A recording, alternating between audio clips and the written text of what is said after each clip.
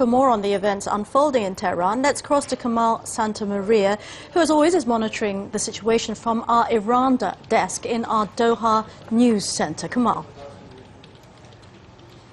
Veronica, thank you. A few bits and pieces coming into us today. Some content starting to come in as well from our viewers in Iran, which is good. Also some of your views coming up. First, I want to look at some online happenings to do with Mir Hossein Mousavi, the defeated candidate. Now, it's come up on his official page, and his Facebook supporters as well have put it up on his supporting Facebook page. There it is. That 70 professors have been arrested after they met him on Wednesday night. Remember, we haven't seen him since last Thursday, but he's been meeting people. 70 professors, apparently, according to postings on his Facebook page and his official web news service, that they have in fact been arrested.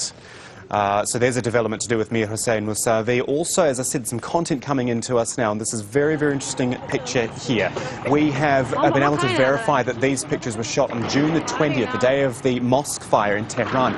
You've got Basij shooting. You can see the fire coming out the front of the gun. They're shooting from the rooftops there in Tehran. They are also, if you wait just as the shot steadies, throwing rocks back down towards the protest. And as the camera pans down in just a moment, you'll see a group of protesters who've gathered on the streets there. You can see them now. They are, in fact, throwing rocks towards the Basij on top of that. So that's quite an interesting picture coming out. Open fire, open rounds being fired down towards those protesters as they throw rocks back towards the rooftop where the Basij is. So that video sent to us, it really underlines the role that the internet, user-generated content is playing in Iran. That's why we've got the Iran desk. Probably the biggest single influence, of course, is YouTube. But have you heard of its spin-off site? It is called CitizenTube. Just cut up the computer for a moment. There it is, CitizenTube, watching video change our world. It says it's set up more like a blog or a news feed as opposed to the traditional YouTube page, and it's exploded with content since the elections. We had a chance to talk about CitizenTube's role in the current situation in Iran with the head of news and politics at youtube.com, Steve Grove.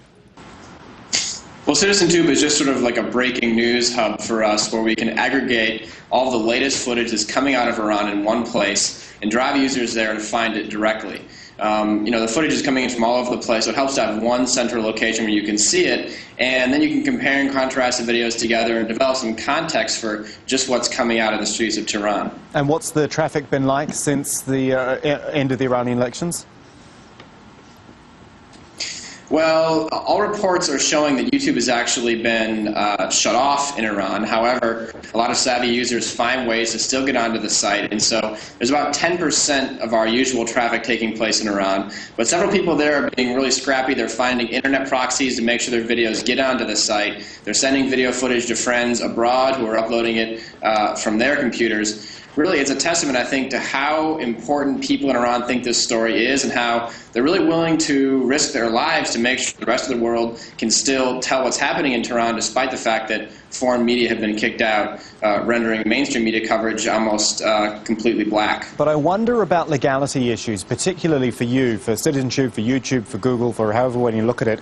When I look at YouTube's community guidelines, it says, or it warns against posting footage of people being injured or attacked or perhaps worse. And yet that's exactly what is happening here. Is it not under the same laws as YouTube, the same guidelines?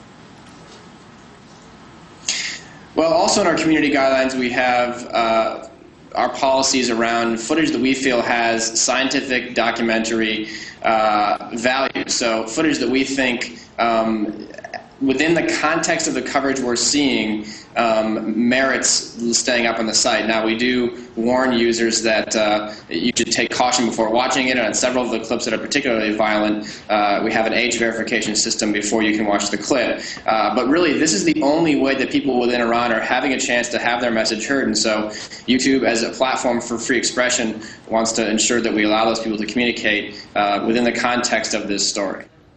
There you go, Steve Grove from YouTube there. More of that interview coming up in the news hour at 900 GMT. For now, I want to check in at our website, aljazeera.net/English, where you've been posting your views. Here's a few of them.